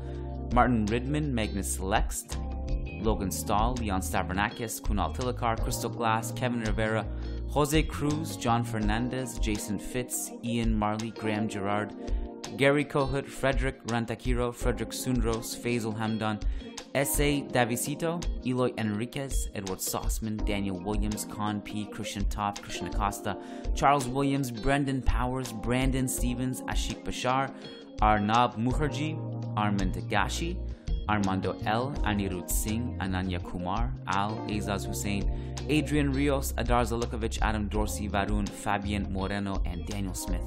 Thank you so much, guys. We love you so much. Appreciate you. And Halamari. Hello, and welcome to another episode of Castilla Corner. I'm joined by Ruben. Hello. For once, it's been our duo hasn't done one in a while. I think no, the last it's been a time while. we did was So the park. yeah, I think that was the latest one. So we just talked about when the next Madrid trip should be, and let's see. Maybe it's closer than we think. Fingers crossed. Yeah. Anyways, we're here to talk about the comeback win against Fuenlabrada, which was, I have to say, I wasn't looking for, when you messaged the starting lineup, I thought, oh no, not a Castilla game this morning. It was too early? Yeah, I wasn't feeling it, you know, and I don't like playing Fuenlabrada either. They're one of those teams that I just expect us not to play well against. Yeah. But it was, like, especially in that second half, a really whirlwind win, a crazy win. Like I don't know where to start really. Well, first I can ask you a question. Do you know what stadium we played at? What was the name of the stadium? I actually don't. Estadio Fernando Torres. Okay, so we were really on enemy ground.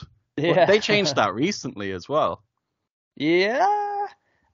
How recently? Hasn't it been there for a couple of years at least? Maybe 2 or 3 years. I'm not sure. Yeah, 2 or 3 years. Yeah. I was thinking. I mean, it must be a great honor to have a stadium named after you. But I was looking around at the stadium while watching the game. I was thinking maybe Torres wanted something a little bit more luxurious. Flattering, yeah. Yeah, because. I mean, there were people watching the game from the parking lot, and it was like we had the classic Rayo Vallecano wall behind the goal. So, yeah, it wasn't like the greatest stadium, but nice name. Those stadiums are usually fun to go to. Yeah. The cars at just outside near one of the goalposts as well was fun. I don't know. I love the kind of. You kind of watching these games, you kind of get a perspective of Spain that you don't get with the top division. Yeah, it looks like it looks so residential that it looks like it could be filmed in Norway or could be filmed here. Yes, you wouldn't know. Exactly. So it's I like it, but it was not the best start for Castilla though. I was thinking because this was the last game of the year for Castilla. Now they take a break. And I was thinking, wow, this is we haven't been playing that great lately. And I was thinking, this year should end sooner rather than later. And we did concede a very sloppy goal. You remember the goal? It was a rare mistake from Mario Luis. Yeah. And then I think like Diego Garcia, I recall having at least 2 chances to score another 1 or 2 goals. But yeah, it was like, I suppose outside of the goal, I felt like, for considering I was going into the game thinking we'd lose anyways, I felt kind of happy enough with the first half. I thought we were competitive. Yeah. But yeah, the goal was kind of just a lapse in concentration that, like, by halftime I didn't really feel like it reflected how we had played. I thought we did enough for a 0-0 draw so far. Yeah, but I don't know. Last pod I was talking about what is the reason now? Is it for Castilla not performing as good? Is it like confidence? Are they tired, or what is it? It's very difficult for us to know. But second half proved that it is possible to turn it around. And now we actually have.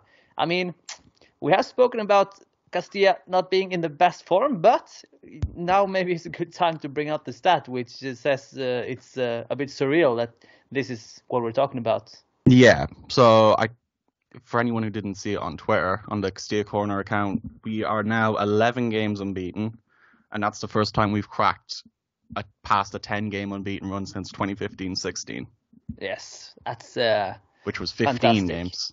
Yeah. And it's not like there's been a huge amount of draws. They've won most of the games. Yeah, drawn 4 and 1, it would be 7 now. Yeah. So it's just so impressive. And I was also thinking, for Castilla, one of the big problems has been to win these games where they are playing poorly, and then to come back and They've won some games in a very un-Castilla-like fashion this season. Like the equalizer came from a very good corner from Alvaro Martin to Alvaro Rodriguez, and just a good set piece with a header. And then, of course, it's Arribas with a nice through ball to Aranda. And it's just a very strong comeback. What stands out to me about that second goal was I'm not sure who it was who picked up the initial ball, but one of the centre backs like muscling off a Fuenlabrada player and then just lacing an absolute glorious ball into Arribas that just broke the midfield, and they were at 6s and 7s once that pass was put out. But the kind of muscling off the Fuenlabrada player was fun. It is a rootless streak that Castilla haven't, even during our last promotion run, I don't think we really had. But yeah, and the corners as well, it's hilarious considering how just miserable we were at them for so long, like across 2 campaigns this year. Yeah. To be scoring off them now is ridiculous. Yes. And also it shows now how valuable it is to have a good squad, because Dotor is out because of his red card. And also I think Rafa Marin was out this game because of too many yellow cards. And still we could line up a strong team, and a little bit of a different looking team though. 4 at the back, and then VR and Martin in centrally. So, I mean, what do you think of Raul's lineup? It was the last podcast I did was the game before Talavera. My mind it's the difficulty with this level is that you can never remember the teams you play. There's just such random sides. It's hard to remember. But anyways, the game before Talavera, I felt like Raul had certainly struck upon this formation as a pretty strong lineup. Myself and Ridium, I hope I'm saying his name right. He keeps telling me. But we were talking about the weird formation we started out with, and then striking on this kind of 4-2-3-1, I guess. That really started, like, the structure just came together and we started playing much better. And definitely, it was exactly this lineup. VR wasn't there. I think it was Mario Martin and Dotor. But again, that was also a comeback victory, which was funny enough. But I mean, you can't have any. It's smart. I mean, it's certainly an interesting role for Arribas because he's played on the wings a lot for Castilla. So having him in that central role and flourishing like this is a feather in his cap. I guess that's his best role, but it's nice that he gets to play in all of the positions because that luxury of playing just behind the striker as a number 10, that's not something. Well, it could be, but most likely it's not going to get that many opportunities at the senior level. He's helped by the fact that he's probably paired with one of the better number 9s we've had at Castilla over the last 3 or 4 years. You would say Alvaro is. You would categorize Alvaro as one of the best. Yeah, for sure, and particularly in his strength as well. He's able to draw people away from Arribas and give him space. And I think they work very well together. And I was also speaking with someone about this because Real Madrid, the first team, will play a lot of games now going forward with the league, Copa del Rey, Spanish Super Cup, Club World Cup, Champions League. It's going to be an insane amount of games, and someone was saying that now we really need to get a replacement, or not a replacement, but substitute for Benzema when he's not going to play, a backup. And then I was thinking, first of all, I think Rodrigo is more than good enough, but secondly, how far is Alvaro from? I do think it's too early, but I don't think it's that far away that we could see Alvaro getting decent minutes for Real Madrid. If they gave him the opportunity, I think he could do a lot with them. Yeah, I mean, I could see Alvaro being able to offer something to the first team. He's good enough. He was good enough at under 19 level. He's been good enough here.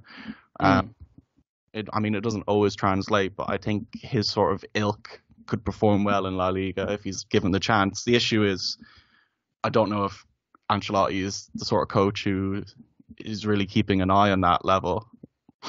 Well, he goes to most of the home games, so he's not blind, and Castilla also train with the first team a lot now that the World Cup is going on. But I just think his principle is that now I will prioritize the first team players, which I think is all right. But if Alvaro were to continue this, there's every chance considering the amount of the match load we have, and also the fact that we've played a World Cup between the last Real Madrid game, the next one, that he could have sort of a Zidane situation where he has no choice but to play Castilla players. Yeah, it could be. Then Alvaro and Arribas must be one of the first names. Absolutely, for sure, absolutely. Like it would be just nonsensical not to have those two up, like particularly Arribas. It wouldn't make any sense not to have him as the first name picked out of a hat if you're looking for someone to rotate into the attacking lineup. But I also think that Alvaro is one of the best players for Castilla to work as a sub for the first team, because he's just like he showed today. He can win so many headers, and it's not like the guys he's playing against now are weak in the air. I mean, he's playing. I don't know if I said it on the pod, but I've always seen Fuenlabrada as a sort of Norwich City. In the sense that Norwich are the sort of team that, they go into the Premier League, they get relegated, and then they come back and they go back into the second division and beat everybody up and get promoted again. Fuenlabrada are similar. They've had this is the first year that I've seen play poorly. They're only 11th, but usually when they get relegated, they win the championship quite easily to get back up. Yes, the commentator was speaking about this, that they wouldn't have assumed having such a poor season. Yeah, so I mean, in that sense, Fuenlabrada are a second division side. Yeah, to be on paper. So seeing Alvaro compete with those sort of players, and even it was I caught his name, but I've forgotten it now. Here we are. An opposition player? Yeah, Carrillo, the guy who played the pass for the second goal, the centre back that played the pass for the second goal.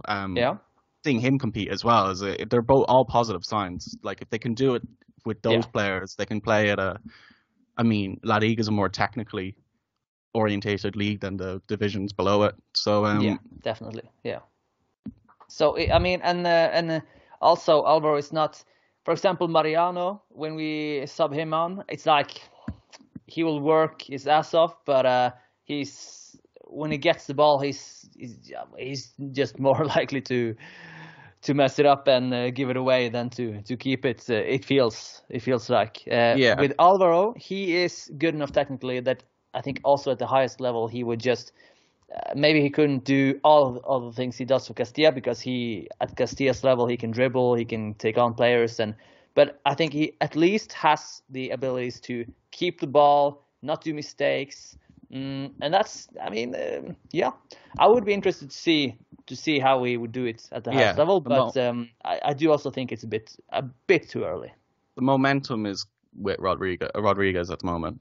Yeah. Do you think this is a good thing to talk about as a Castilla podcast? Do you think, with all of the games coming up, I mean, Rodrigo is not... I like Rodrigo as a striker, so maybe I should just play devil's advocate, but Rodrigo is not really a striker. That's a new role for him. Benzema has been having a lot of injuries and struggling with different stuff. Do you think Real Madrid should sign a striker in January on loan or whatever, or permanently? Or is it enough with Rodrigo, and is this a case where you should trust the academy? Well, there's what I think they should do and what they're going to do. With Real Madrid, I personally think that, like, if there's a striker on the market, yes, go for it, absolutely. If it's a loan, if it's a buy deal, then I think we need a backup. But I think in reality, Real Madrid are not going to be aren't tempted into the market during the summertime unless it's really, really good. So I can't see them doing it in the winter. The problem with signing someone from outside is that any striker who's just a striker and will just be playing at the first team will be very cold when given the minutes, because Benzema will be playing most of them.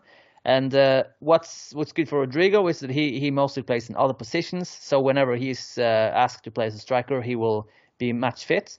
The same could also be said for the Castilla players, because Alvaro, he's playing every week. If he's asked to do a role for the first team, maybe just as a sub for Rodrigo, for example. Again, I don't think this is the most realistic scenario, but at least he will be ready. He has played a lot of games. He has confidence. While getting a striker from outside, just be another Jovic-Mariano situation. So I can see a lot of upsides with trying the Castilla guys. I think of all the positions in football, goal scoring and being a forward is the one where you have to be playing game. You have to be playing game time. And I suppose the big thing with the winter is anyone who's going to be offloaded isn't someone that's going to come in good form anyways. No one's going to sell in the January unless it's a player they want to get rid of. And one of my biggest arguments is that if we find a striker who is better than Rodrigo, what will the price be? And will that striker be willing to sit on the bench, possibly for the whole second half of the season? Yeah. I suppose I was a little disappointed that we didn't go for Cavani in the summertime. Yeah. I did think he was there, but imagine his wages and that might have been difficult for a substitute player. Also, his injury history is this too. Well, alarming. He's playing for Valencia now, which says a lot because I didn't actually realize he signed for Valencia. Yeah. I mean, I know he's one of the names which a lot of supporters bring up, but I just think I personally think it's better to stick with Rodrigo, and in the short term, maybe it's going to cost us a little bit, but in the long term, we will see if Rodrigo can really be an option as a striker. But we also have to remember it's a very new role for him. I mean, he didn't even play as a striker at Castilla, if I recall correctly. I think he was the left winger. At Castilla, so it's a very new role for him. I think he's been playing a little bit centrally in Brazil, in the Brazilian league, but no, it's it's interesting, an interesting subject. A lot of people will consider this with Benzema's injury record, but I don't think Real Madrid will do anything. So makes it more likely to see one of the Castilla guys getting in I action. suppose the good news for us with the World Cup is that the people who went the furthest for Real Madrid in terms of the progression are the younger players. Yeah. So of all the plus Modric. Yeah, Modric is probably the only kind of old head that went really far. Yeah. Outside of that, you got Eduardo Camavinga, Tchouaméni, and Ferland Mendy are the French finalists. Yeah, and Mendy didn't even go. So, and also Vinicius, Rodrigo, and Militao did get quite far, but no, I think they played could have been worse as well, which was also great. What did you say?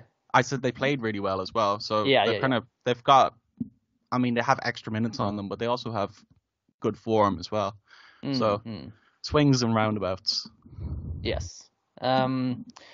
So we are now just 1 point behind first place. Castilla 1 point behind. That's crazy. And, it's that means that because if I know correctly, it's just the first place giving a direct promotion, and it's not that unlikely that we could do it.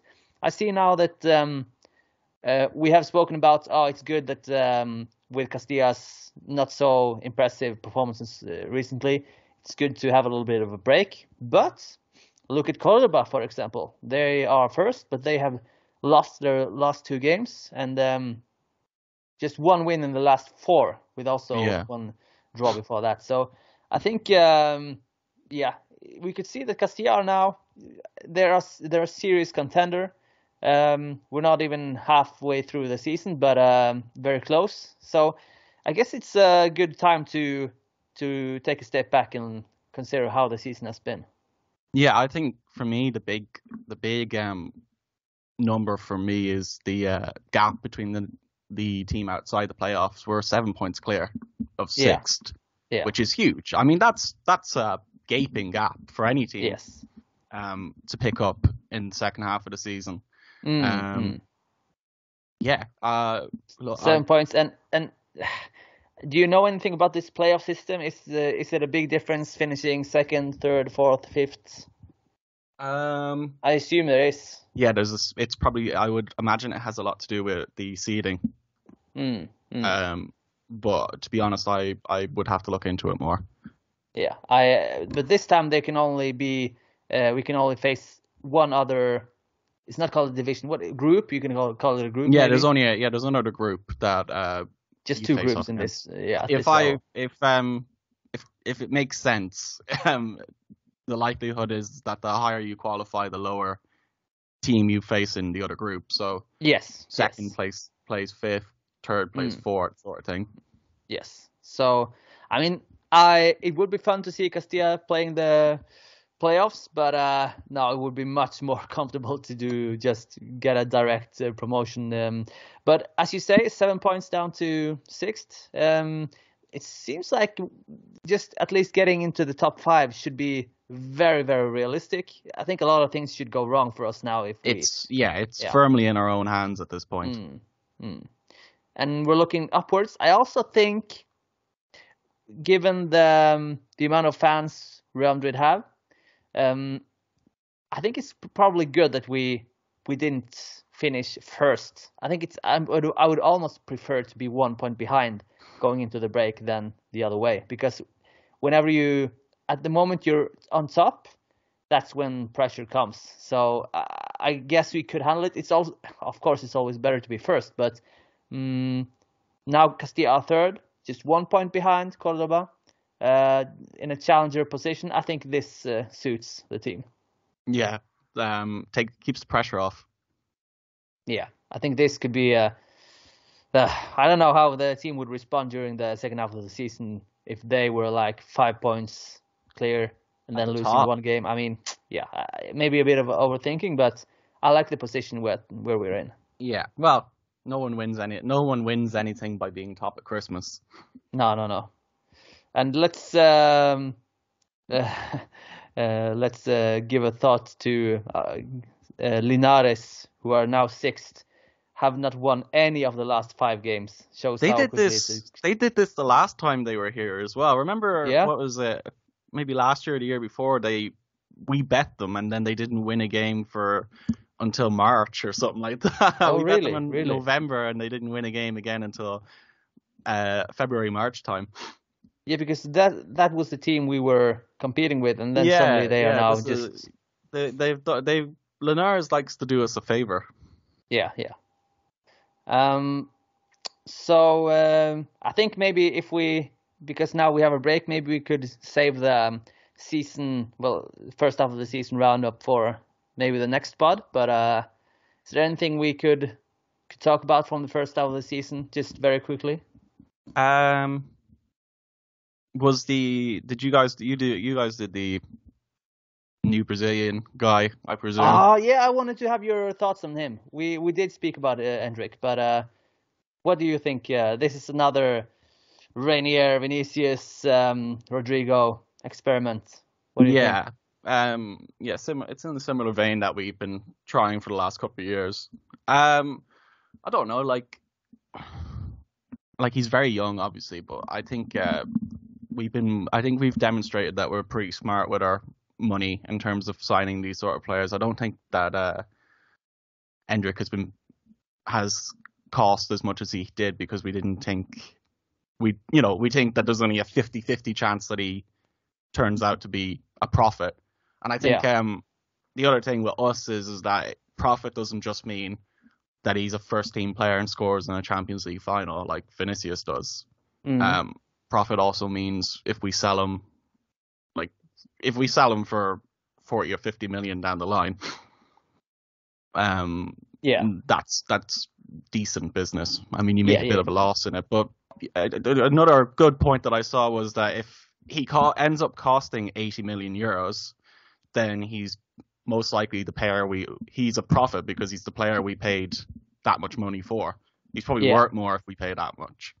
If we end up paying that much for him. Yeah. So, I mean, obviously for a lot of people, I would say seeing us drop 80 million euros on a 16-year-old is a bit of a downer, because I think a lot of people expect us to, be buying the likes of Haaland or Mbappe or, I don't know, take your pick, whoever comes out of this World Cup with a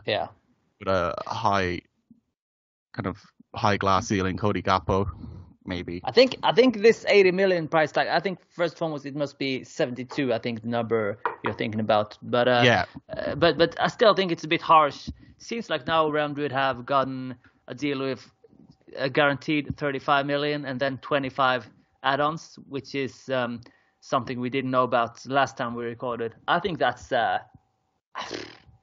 it's maybe crazy to see it's a good deal for a 16-year-old, but I mean, the release cost was 60 million.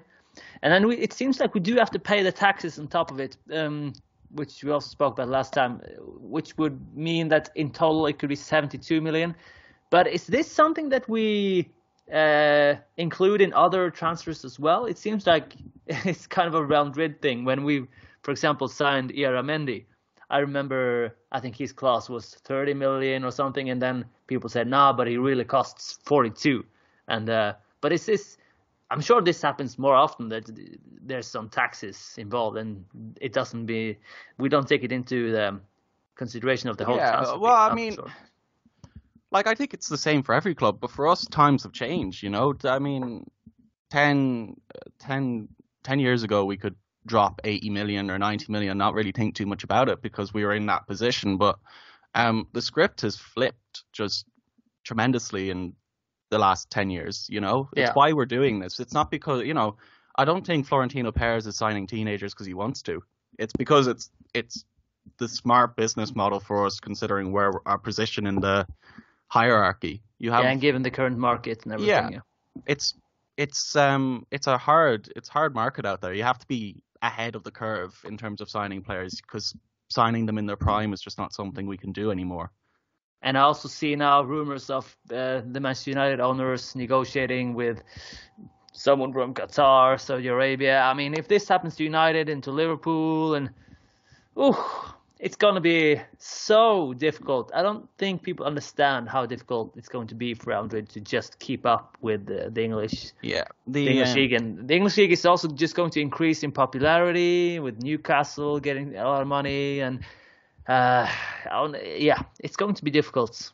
Yeah, absolutely. But I mean, we're going in the right direction with the new stadium.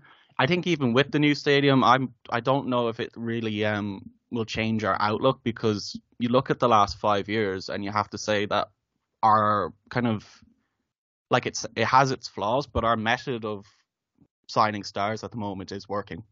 Yeah. Like and yeah. So I don't see why you would change a winning formula even if you had the revenue to do it. I mean, new stadium, a lot of success in the recent years, young players coming up. I mean, it's looking very good for us. But I think an underrated aspect of our success is just that we are Real Madrid. We have the name Real Madrid. So, for example, Endrick, and I saw him wearing a Real Madrid shirt when he was a little bit younger. Players will choose us over other teams who could maybe offer a little bit more money because we are Real Madrid. And I think that's what gives us hope. The 14 Champions League titles means that a lot of players will want to come to us. And if it wasn't for this, I think we would have been had no chance almost, to be honest. I think if it wasn't for the name, I think Real Madrid would have had to run the club perfectly without any mistakes, while the other ones would have to waste a lot of money. We'd have had to gone uber conservative if we weren't who we were. Yeah. And I suppose the beauty of it is that it's now kind of it's a self-fulfilling prophecy, so to speak. You see Vinicius scoring in a Champions League final, and then 10 years down the line, another Brazilian kid moves to Real Madrid because he watched Vinicius do that, blah blah blah blah blah. So this is success feeds success, so to speak. I mean, obviously with my background, I'm obviously going to want us to continue doing what we're doing. I enjoyed signing megastars immediately after the World Cup, but I think what we're doing now is much more sustainable.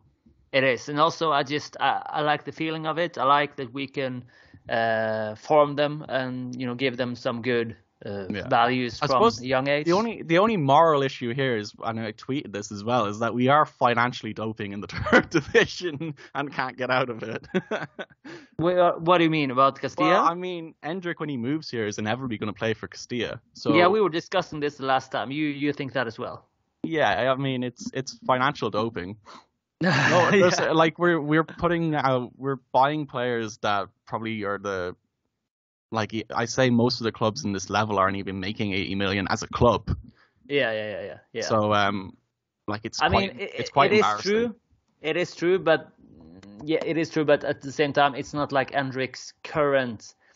I mean, it's not like Endrick, the current player, is worth 70 million or 60 or whatever. No. It's his potential. Yeah. So. And it's not illegal either. This is the agreement. This is what having a B team is. If your senior side has access to those sort of players, they're allowed to play. It's just kind of embarrassing that we're still where we are, given the resources we have. Should we put more resources like that into Castilla? I mean, it's it seems like we are kind of dependent on the players coming up. We don't really sign. Well, we use now Vinicius to be us. But we don't have that many of that profile who we clearly bought from another club. No, I mean, to be honest, we have some Casemiro's type players who come and go, but mostly it's just our academy players. Yeah, I mean, you look at the profile of some of the players that aren't being played because of the guys that are playing now. Bruno Iglesias is probably a big name that I think about who isn't getting the game time because everyone on the pitch is playing well. I haven't checked in on Israel Salazar recently. I know there's a Japanese kid that plays for the under 17s or under 18s, and he's supposed to be a superstar as well. Yeah. I mean, maybe it's a good time to speak a little bit about the rest of the academy, because I think when I was watching the last 45 minutes or something, I was watching both Castilla and Juvenil because they were playing at the same time. And actually, our below us team now have broken record for the first half of the season. If I read this correctly, no team has scored more goals in the first half of the season than our below us under-19s team. So they scored 59 goals in 15 games. Yeah. The previous record was 58, and they scored the last goal in the dying minutes. I think that was the last thing that happened. So and they murdered the youth league group as well, which was something. They look like. I mean, I don't want to say it because I don't want to hype them up, but they do look like a better team than the one that won the youth league. Which From is what I've seen. Which is kind of crazy. That generation is Antonio Blanco, Miguel Gutierrez. And it's popped up in 2 years. That's ridiculous. Yeah. So I was also thinking if we should now it is always easier, and we always say this, it's easier to manage the under-19s or 17s, etc., because they are usually a higher level than the rest of the teams, but should maybe give some credit to Arbeloa now breaking a record. It seems like at least he's not doing terribly. I think there's still a big jump between Castilla and under-19s, but that juvenile A team is definitely like a challenging team to manage at that level. Having to balance two competitions. Atletico Madrid and Getafe as well are very competitive sides. They are in that division as well. So it makes it difficult to do what they've done. It is. So a lot of promising players there. That's also maybe something we could do in another pod. And also, I was just very briefly watching. What was it? I think the Real Madrid. That's what I love about Real Madrid TV. Go on a Saturday or a Sunday. Just bring on Real Madrid TV, and they will show a game of some. It could even be like 9-year-olds running around, clueless on what they're doing. But I think it was the under-13s team I was watching, and then suddenly there was this very good player, a striker who was running around much faster than everyone else and creating goals, scoring himself. Had to look him up. Do you know who it was? I didn't realize. It was Marcelo's son. I didn't know he played forward. His name is Enzo. So I just saw that he recently signed a contract with the Real Madrid. So I guess they believe a lot in him. Must mention that he physically seems to be at a very different level than the rest of the kids. But he's so quick and good on the ball, and he looks actually very promising, Marcelo's kid. Very good. Let's hope he doesn't turn out to be like the Zidanes. And it's impossible to know. It's impossible to know. Nice that you mentioned the Zidanes. Do you know did you register what happened today when Theo... Did Enzo Zidane play for Fuenlabrada today?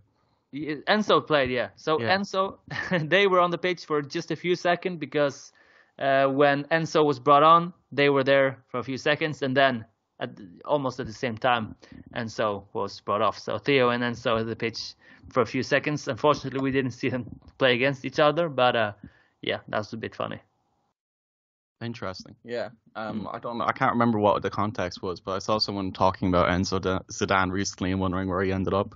Oh, yeah. So once again, Castilla catching the breaking news, you know.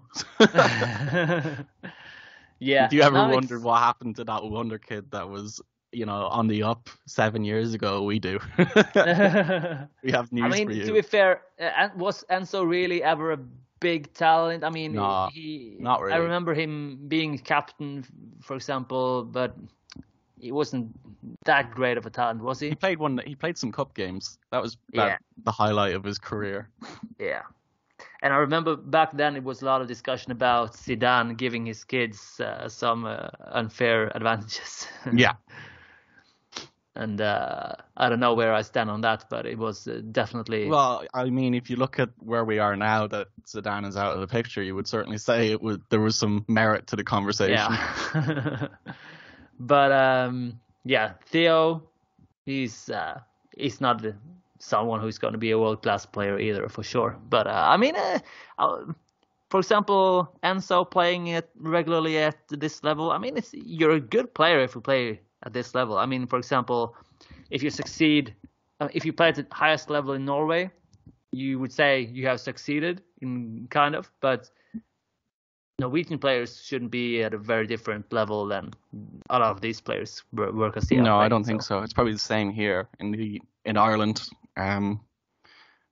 You would have guys working second jobs that play in the Irish top division. So yeah, I mean, not to be underestimated.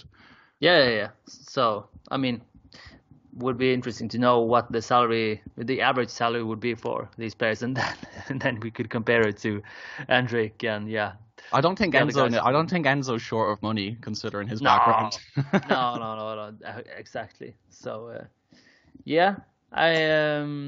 lot of stuff to take away from this game. Enzo and Theo, Fernando Torres Stadium, and Castilla win. So good day.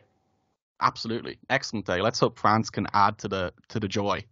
Oh yes. And of course, listeners will know probably when they. Yeah, I was about to say they're either cringing at that comment or they're. I mean, bring another joyous victory over Messi. But I can just say, if Argentina win, that's going to be a tough day for me. It's going to be. Yeah. Oh. No, I think people think because I am actively hoping Messi loses that I don't think he's a good player. No. It's like the fact that I'm constantly going against this team is as much of a compliment he's going to get in terms of being a good player. Yeah. I just the imagining him lifting the trophy now. No, oof. I couldn't live with it. Twitter would be a mess. Yeah, at the same time, I'm not that enthusiastic about Mbappe after what he did. Yeah, this is So this is seriously the worst final I could imagine. I don't think it.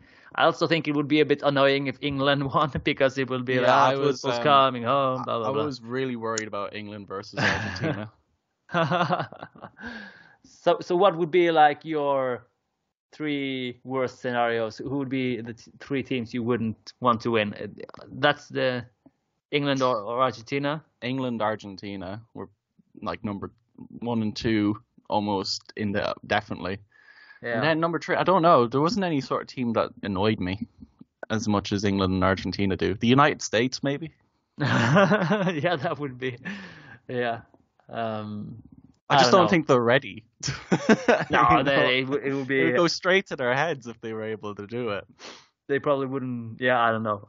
I think we have a few listeners from over there, so I shouldn't say too much. But I guess the interest is growing there as well. I mean, it's not like before. I remember when I first started following football, there was a lot of joking about Americans and soccer and all this. But now it seems like it's no, they're serious. They're a good team. Yeah. Like, it's just I think they have more work to do to be a contender.